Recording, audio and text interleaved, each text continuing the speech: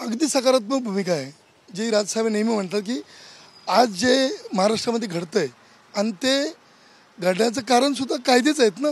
तुम्ही एकीकडे कायद्याचं बंधनं लोकांसाठी ठेवता पण जे बारसाठी कायदे केलेले आहेत त्याचं पालन का होत नाही ते पण व्हायला पाहिजेत ना.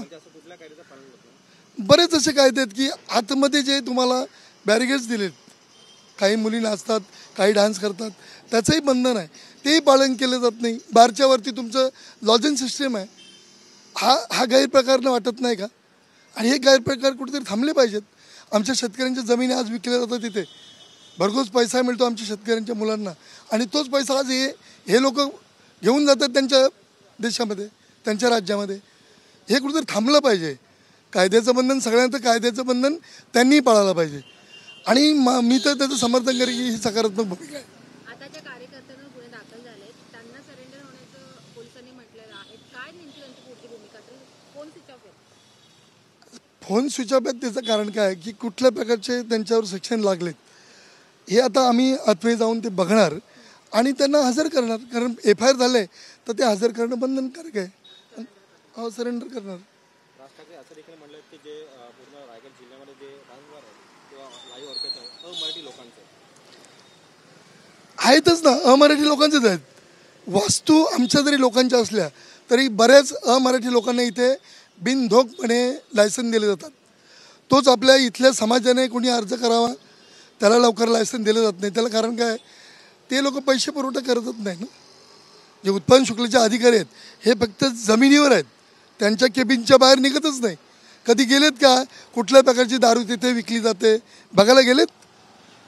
आपल्या चॅनलच्या माध्यमातून बोलतो, आपण एकदा तिथे जावं आणि बघावं, तेव्हा कळेल की कुठल्या प्रकारची दारू तिथे येते, कुठल्या प्रकारचं व्यसन लोकांना लागतंय.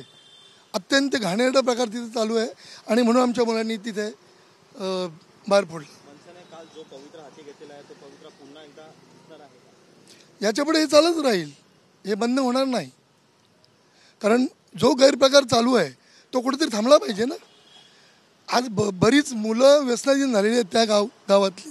कोण असेल त्याच्या आजूबाजूचे जी गावं आहेत ही पूर्णपणे व्यसनाधीन झालेली मुलं आहेत. कारण कोण आहे? पर्टिक्युलर एकाच एरियामध्ये दिलं आहे.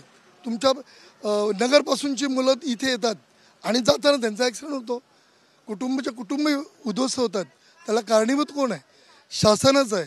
आणि शासनाने सुद्धा शासनाला विनंती आहे की अशा प्रकारचे रस्ते लगतला जे तुम्ही ठेकेदारी देताय ना बारची, ही बंद करा, हे थांबवा, जेणेकरून कुटुंब उद्ध्वस्त होतात हे थांबतील आणि चांगला महाराष्ट्र घडेल. आपल्याला पोलिसांनी वगैरे काही बोलवलेलं का? मला फोन केला होता पोलिसांनी,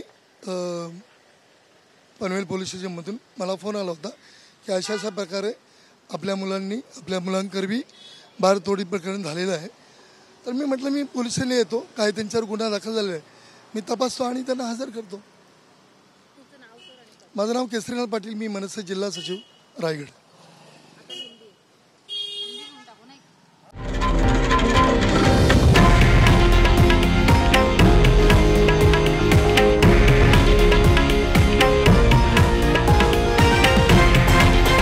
हे आहे देशातील नंबर 1 न्यूज नेटवर्क आणि आपण पाहत आहात TV9 मराठी, एकमेव.